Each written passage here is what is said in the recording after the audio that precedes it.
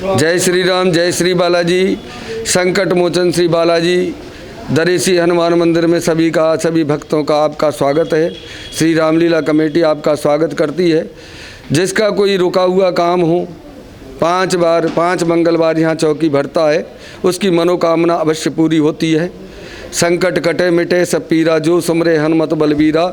सभी के संकटों को काटने वाले श्री बालाजी महाराज वीरों में वीर हनुमान जी महाराज।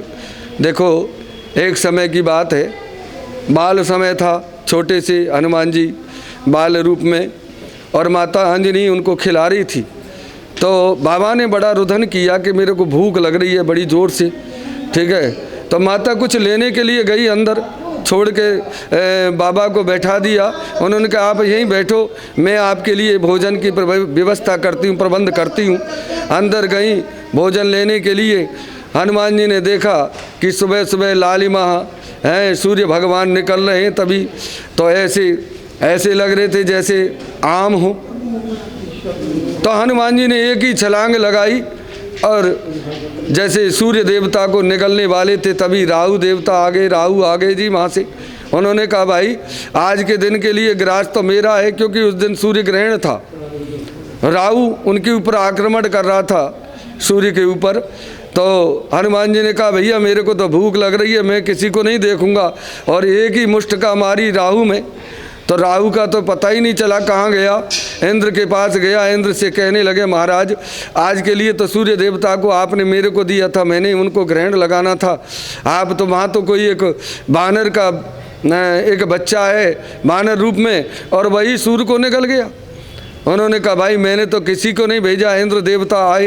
इंद्र ने कहा भाई देखा हनुमान जी का विकराल रूप बाल्य अवस्था में है, देख करके उन्होंने बहुत यत्न किया।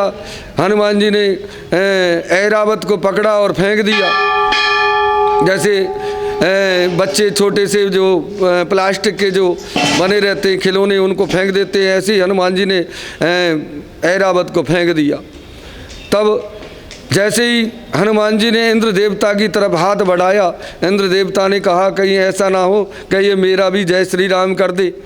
तो वज्र मार दिया हनुमान जी में वज्र मारा बाल्यावस्था में। अब जैसे ही नीचे को गिरे, पवन देव को पता चला।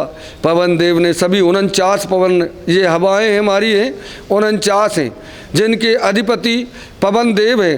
पवन देव ने सभी को आदेश दिया, सभी एकाग्रित होकर के, और सभी जो हवाएं सभी पवन रुक गई, हवा रुक गई। अब चारों तरफ त्राही त्राही होने लगी। अब देखो ये पवन देव ने हनुमान जी को एक किसी कंदरा में ले जा करके बैठ गए वहीं पर। अब देखो सभी पृथ्वी पे, ऊपर पाताल में, और बगैर ऑक्सीजन के सभी कौन जिंदा रहेगा। पानी और ऑक्सीजन हवा के बगैर कोई जिंदा नहीं रहता है। सभी चारों तरफ त्राही त्राही होने लगी।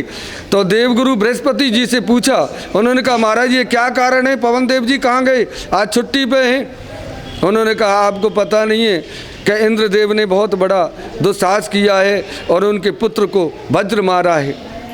तब देखो हनुमान जी को कंदरा में लेकर के जब इंद्र देवता गए, इंद्र देवता ने कहा पवन देव मिलेंगे कहाँ जी।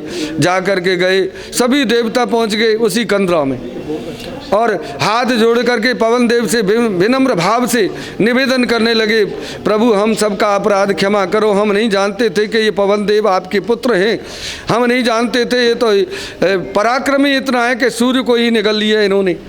उन्होंने कहा फिर भाई आपने वज्र मारा है। तो सभी ने आशीर्वाद दे करके गए थे। तो देखो हर इंसान के जन्मदिन एक ही होता है, जन्म एक बार होता है, और हनुमान जी के 2 बार जन्मदिन मनाए जाते हैं। जो अभी निकल कर के गया ये दक्षिण भारत में इसको मनाते हैं, और हम जो पूर्णमासी की जो अभी चैत्र में पूर्णमासी जो आएगी जो हनुमान जी का, उस चैत्र पूर्णमासी को हम जन्मदिन मनाते हैं। जय श्री राम, जय श्री बालाजी। बहुत बहुत धन्यवाद जी आपका भी और हमारे मीडिया वाले भाई साहब का भी। जय श्री राम, जय श्री बालाजी।